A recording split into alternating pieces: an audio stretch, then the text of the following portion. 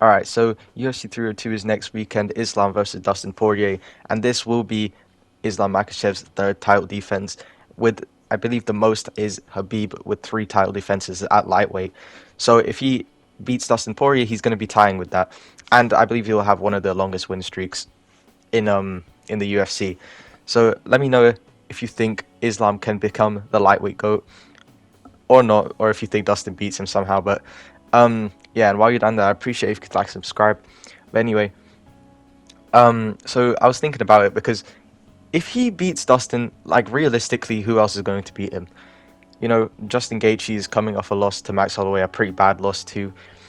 He's already beat Arman, he's already beat Charles. You know, Max Holloway might fight him, but he's not really because he needs to fight Ilya first.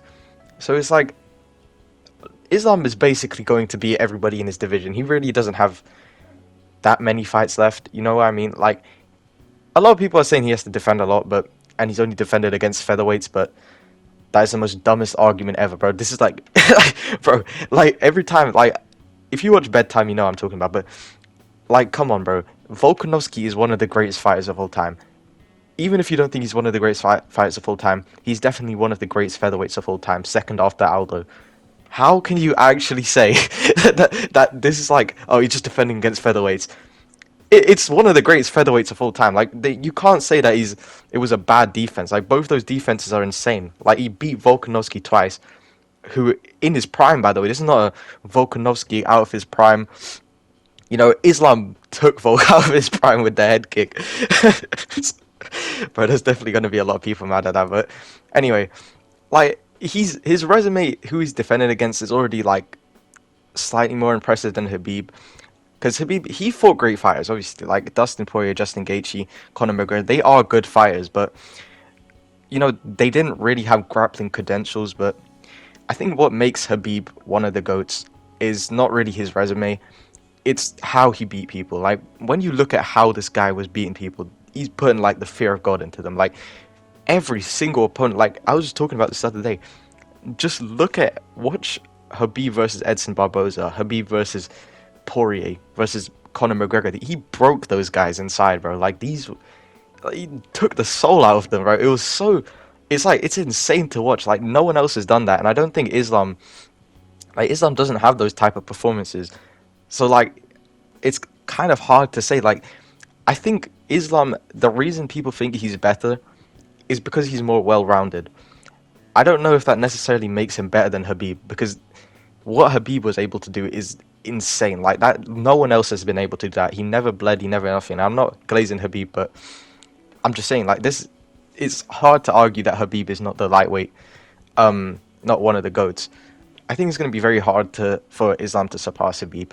I think he'd need to get 5 title defenses. He needs to have way more title defenses than Khabib because what Khabib did is very impressive. But the thing where his career fell short, obviously because his father passed away, is his title defenses. Like that was the only issue. If he got more, I don't think anyone can argue. Even if it was just 5, like someone could get like bloody. Sorry, the recording cut out. But I feel like someone could get 8 title defenses, and Habib's 5 would be more impressive. Like genuinely, what he was able to do is insane. But obviously, he was doing against people who can't grapple, which makes it kind of takes it away a bit. But like still, Habib is insanely good, but Islam, I don't know how to explain it. His ground game is just not as good. I don't know what is wrong with it. Like there is nothing wrong with it. He's an incredibly good grappler, probably the best grappler in the UFC. But like you know what I mean. Like he has not been able to dominate people in the same way Habib has been able to. Like I think he'll probably do it to Dustin if it really. Even though I think he can outstrike him, like I was talking about, Islam is very well rounded, and I think people really underrate how well rounded he is. Because a lot of people think he's not going to be able to strike with Dustin Poirier. Bro, I don't know where that's come from. The guy outstruck Volkanovski, he outstruck Charles, and like he didn't just like he completely outstruck these guys. Like they really wasn't like that equal on the feet.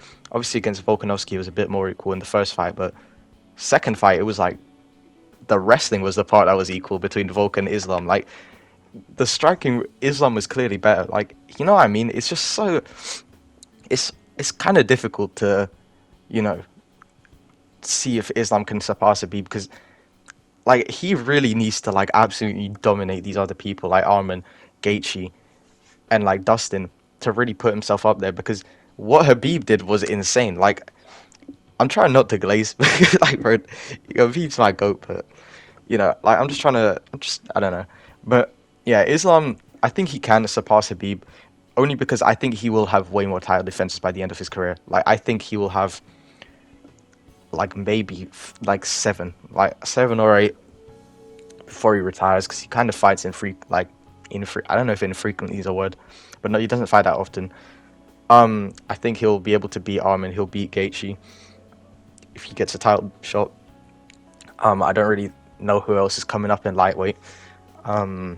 Mateus Gamrot, like bro, I think he beats all of these guys with ease as well. If Max Holloway wants a title shot at lightweight, he's gonna.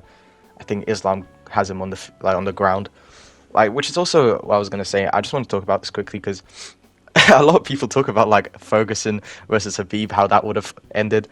Like, come on, bro. Like, I think Habib would have beat Max Holloway and Tony Ferguson. Like, bro, you know what I mean? Like, Habib's ground game is insane, and those guys, they were good on the ground, but Habib, like, I think this guy's the greatest wrestler in UFC history. I don't know who really out grapples the guy. I'm glazing, but you know, I mean, like, it's true. Like, I don't think anyone would really out grapple Habib, especially Tony Ferguson and Max Holloway definitely would have no chance on the ground.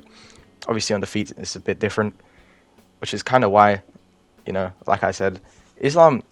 I think depending on how good his striking looks in the next fight, he probably will surpass Habib in the next fight. Because defending twice against the featherweight goat, once against beating Charles Oliveira, like Charles Oliveira is really good, and his striking is way better than Habib's striking was awful. Like, I don't know how this guy didn't get knocked out like 7 times in his life, but yeah, that's all I just wanted to say about Habib. Not Habib, Islam surpassing Habib. I think again, like I said, I'll just summarize. I think he'll be able to do it because he's probably going to have way more title defenses, and he's just a way more well-rounded fighter. Obviously, he's still great on the ground. But a couple fights got announced. I just want to go over. So first, Olberg is going to be stepping in for Khalil Roundtree, and I saw someone pick Olberg. I can't even believe it. Like, bro, Jamal Hill is a former champ. Like, he didn't lose his belt to like a bum, bro. This guy lost to Alex Pereira. Like this guy, Alex Pereira is one of the greatest UFC fighters of all time. All right, like the guy got 2 belts in like less than God knows how many fights. Like, it really did not take long for him to become double champ, and he's just chinned everybody. He chinned Adesanya, he chinned Yuri, chinned Jamal. Like, he is definitely one of the greatest fighters of all time. Like, it's hard to argue, but So Jamal Hill, it's not like he lost to like nobody. I think he chins Carlos Holberg. Carlos Holberg, I don't think he's that good. I think his last performance, even though he got one of the fastest knockouts in light heavyweight history, like, come on, bro. Alonzo Menafield has 0 fight IQ, bro. This guy just run into the punch. But yeah, I think Jamal Hill's gonna knock him out in round 1, or just put a masterclass on him. For the UFC 304 card, a lot of fights got announced. Like, my favorite one is Oban Elliott. Oban Elliott's pretty good, and he's entertaining. And then obviously Ian Gary versus Michael Venom Page. I don't know how people are saying this is a close fight. Like, MVP is going to like bloody piece up Ian Gary so bad, bro. Ian he's not that good, bro. He got fraud checked in his last fight. He didn't lose, but like, bro, he's not as good as we thought he was. I don't know. I think he loses to MVP pretty easily. I think 30-27 MVP. I don't think he's knocking him out, but I think Ian Gary's just going to get pieced up real bad. But yeah, that's going to be it. Thanks for watching. Like, subscribe. All right.